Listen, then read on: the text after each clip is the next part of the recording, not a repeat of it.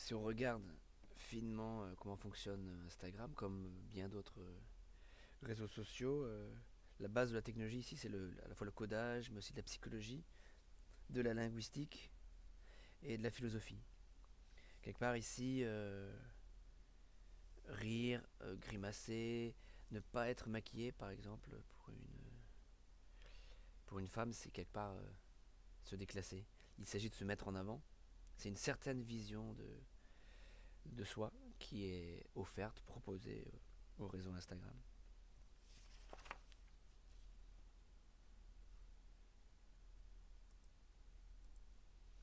Alors Instagram a beaucoup changé ces dernières années, notamment avec la montée en puissance des influenceuses et des influenceurs.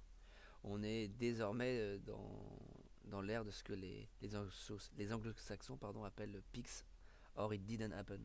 Des photos où ça voudrait dire que rien n'est véritablement arrivé. On doit montrer par la preuve qu'est la photo que ce qu'on a vécu a vraiment existé ou ce qu'on raconte est vrai. Et donc son pendant c'est des likes où ça ne vaut rien. Quelque part, donc c'est pour ça que j'affirmais tout à l'heure, euh, nos vies, les objets, ce qu'on consomme doit être instagrammable, partageable. Et aujourd'hui, des choses sont achetées parce qu'elles vont être instagrammables. Bien sûr, vous allez penser que je noircis le trait, mais il y a de cela aussi dans la vérité d'Instagram. Et donc, en 10 ans d'existence, Instagram a modifié en profondeur à la fois nos façons de manger, de voyager, peut-être même d'approcher l'être aimé, euh, d'acheter, et peut-être au-delà de ça aussi notre façon d'être au monde et de voir le monde.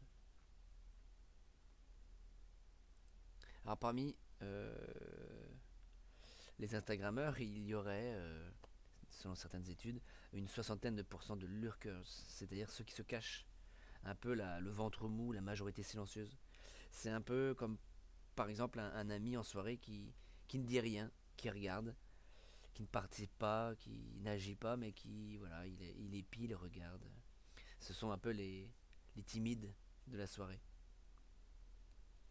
Euh, il y a aussi donc ce qu'on appelle plus classiquement les stalkers, ceux qui admirent ou ceux qui traquent, d'accord.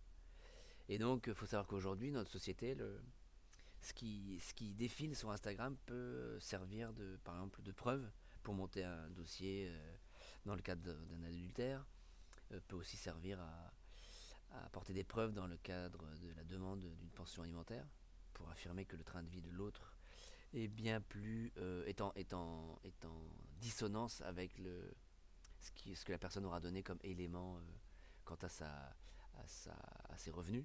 Par exemple, un ex-mari déclare qu'il n'a pas les moyens de verser la pension alimentaire.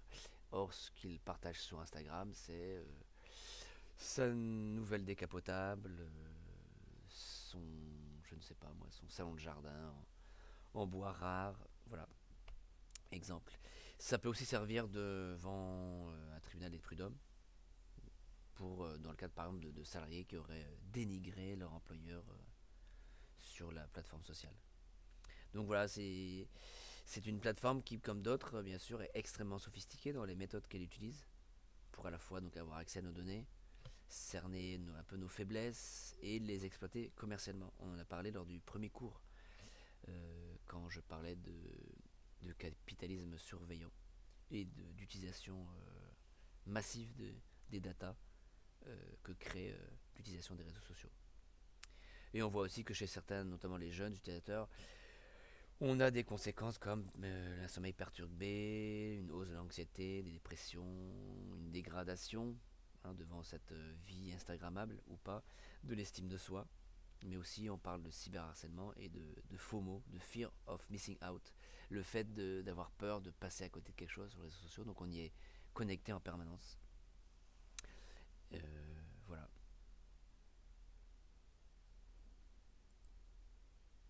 Et si je reviens en fait sur cette diapo, en fait, on retrouve un peu la même la règle qu'on trouve sur internet s'appelle la règle des 1, 9 et 90.